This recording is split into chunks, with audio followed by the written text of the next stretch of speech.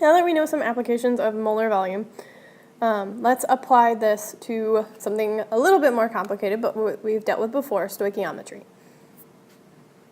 Another thing that you can do knowing molar volume is stoichiometry with gases.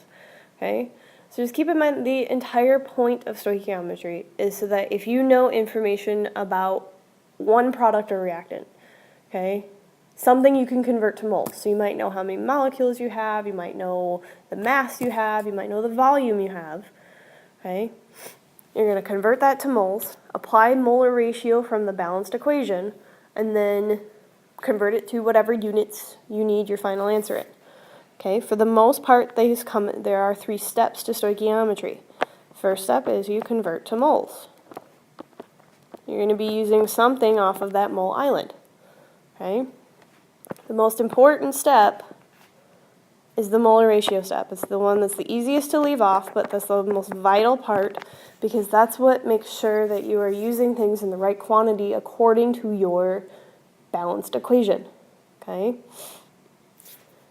So if you think about substance A being here and we're trying to get to substance B, it's always going to be blank moles of A on the bottom so that you cancel that out and you're converting it to blank moles of B. And what goes in the blanks, these numbers here,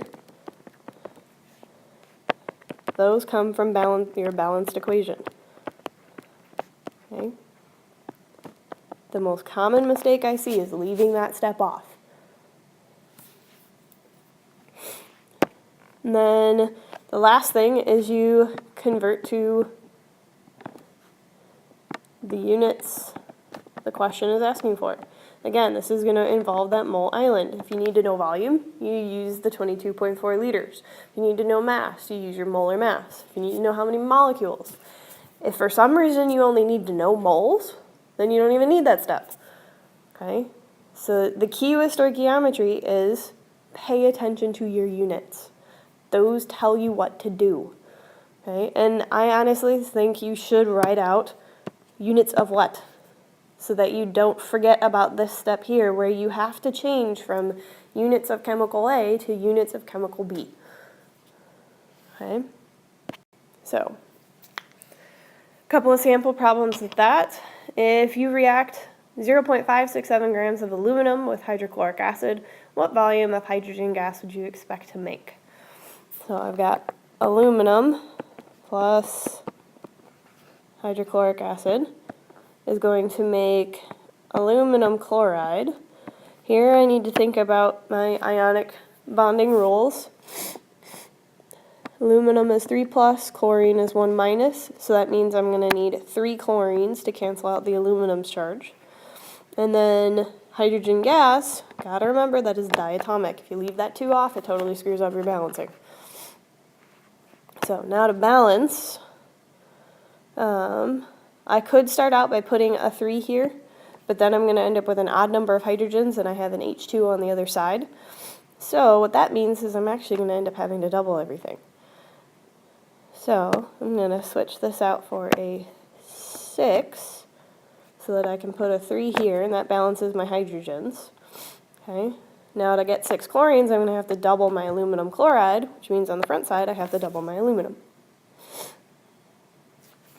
So now that I have my balanced equation, let's set up my stoichiometry. So I'm starting in grams, which means I need to convert from grams to moles. So I'm going to use my molar mass. 0.567 grams of aluminum. And aluminum has a molar mass of 26.982 grams of aluminum, and that's going to be equal to 1 mole of aluminum. Okay. You could sit there and calculate the number here, but when it comes down to sig figs, you really don't want to round until the very end. So I set up the rest of my multiplication steps. Now that I have canceled out my grams of aluminum, and I'm in moles of aluminum, I can apply my molar ratio. So from my equation, it's 2 moles of aluminum. And then I want to know about hydrogen gas. 2 moles of aluminum are used for every 3 moles of hydrogen gas made. Okay? And then last step, now that I am in I have canceled out my moles of aluminum. I'm in moles of hydrogen. I need to convert those moles of hydrogen to what the question's asking me for, and the question's asking me for volume. Okay, so I know 1 mole of hydrogen is equal to 22.4 liters of hydrogen. Okay. And that's going to take me from moles of hydrogen to liters of hydrogen, which that's the unit I want to answer the question. So now I do my calculations. Everything on top gets multiplied, and everything on the bottom gets divided, which in the end gives me 0.7060 and some more numbers, okay, which to make a judgment call on sig figs, I started out with 3, so I actually can't keep that 0 to get rid of it. But the 6 remains the same because I didn't need to round that up, and my units would be liters of hydrogen. So, one more example. This one, the equation's given to me, but always double check and see if those are balanced. So I have 3 oxygens and 1 nitrogen in the beginning, and then I need 2 and 4. So I need to throw a 2 out front here to balance that. And then if 0.76 liters of dinitrogen tetroxide was made from the above reaction, what volume of nitrogen monoxide is required? All right, so the only thing I have information about is the dinitrogen tetroxide. I know how many liters it is. Point of stoichiometry, I have to get things to moles. So 0.76 liters N2O4. There are 22.4 liters of dinitrogen tetroxide in every mole of N2O4. Alright, so I've gone from liters of N2O4 to moles of N2O4, which means now I'm ready for my molar ratio, which